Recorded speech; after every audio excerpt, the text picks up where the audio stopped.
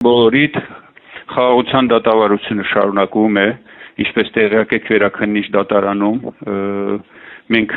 իհարկե շատ լավ հասկանում եւ բարձ դիտակցում ենք, որ սա ֆորմալ բնույթ է կրում եւ այստեղ որևէ փոփոխություն չի կարող լինել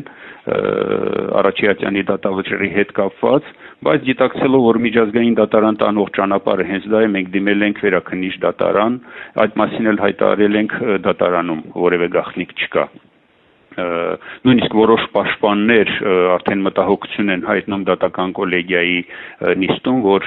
այսպիսի դատավարությամբ եւ այսպիսի փաստերով գնալ միջազգային դատարան իրենց համար շատ ծանր կլինի եւ ամոթ է եւ պաշտոնապես են իրենք դատական ամբիոնից հայտարարում եւ չեն ուզում որպեսզի այս ձևով այս ընթացքով գնան միջազգային դատարան եւ պարտվեն։ Ինչ կլինի այլ հարց է։ Անընդհատ դատավորը խոսում է բաց դատավարությունից, արդարությունից, արդարադատությունից, բայց ինչպես առաջին ատյանի դատարանն էլ հիմա էլ նույնն է, որևէ փոփոխություն, որևէ էական բան չկա։ Անցած շաբաթ իմ ելույթներ, իմ խոսքներ, ես ներկայացի թե ինչու եմ դիմել վերաքննիչ դատարան, խոսքս գրեթե նույնն էր, ինչ որ Արաչյանի դատարանի վերջին խոսքում, որ սա քաղաքական պատվերով եւ քաղաքական դատավարություն է, այս դատավարությունը որևէ կապ չունի քրեական հանցագործությունների հետ, սա էթնիկ պատկանելիության եւ ազգային ատելության հողի վրա դատավարություն է եւ այդպիսի մթնոլորտում է ընթանում եւ որ Արաչյանի դատավարությունը դատարանը ուրեմն Ադրբեջանի Հանրապետության քրեական դատավարության օրենսգրքի կոպիտ խախտումներ է թույլ տվել, մարդու եւ միջազգային իրավունքի կոպտագույն խախտումներ է թույլ տվել։ Խոսքս բնականաբար ընդհատվում էր դատախազների եւ նաեւ դատավորի անհիմն միջամտություններով, բայց ինչևից է ամեն ինչ ավարտին հասցրինք եւ հոդված առ հոդված անդրադարձա, թե ինչպիսի, այսպես ասած, ձերբարտություններով եւ ձևակերպումներով առանց ապացույցների, առանց կոնկրետ փաստերի կայացվել է դատավճիռ։ Ընտրվել է Ադրբեջանի Հանրապետության քրեական օրենսգրքի հոդվածներ եւ կոպիտ ձևով ոչ միայն ինձ, այլ բոլորիս կպցրել, այսպես գործը կարել։ Ես նույնիսկ խոսեցի, որ սա կարված գործ չէ, այլ կարկատան է։ Օրինակ 93 թվականի ծնված անձին վերագրում են 91, 92, 93, 94 թվականի ռազմական գործողությունների համար կասկածանք եւ իբր թե դատարանում էլ այդ ամենը ապացուցվել է եւ վճռի մեջ էլ արտացոլում եւ կայացում վճիռ 15 տարվա ազատազրկում։ Այսպես է ընթանում, ինչպես ասել եմ Արաչյանում, նաեւ այստեղ հստակեցրել եմ եւ հստակ հայտարարել, որ սա հայ ժողովրդի եւ հայոց պետականության դեմ բացված դատ է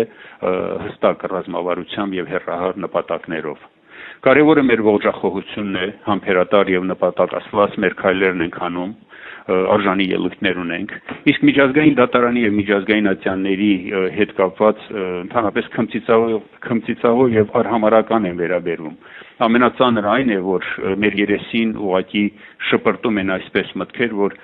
եթե ձեր իշխանությունները ոչինչ չեն անում եւ շահագրգիռ չեն ձեր վերադարձով, ինչ եք ուզում միջազգային ատյաններից կամ դատարաններից, ինչ կարող են նրանք անել։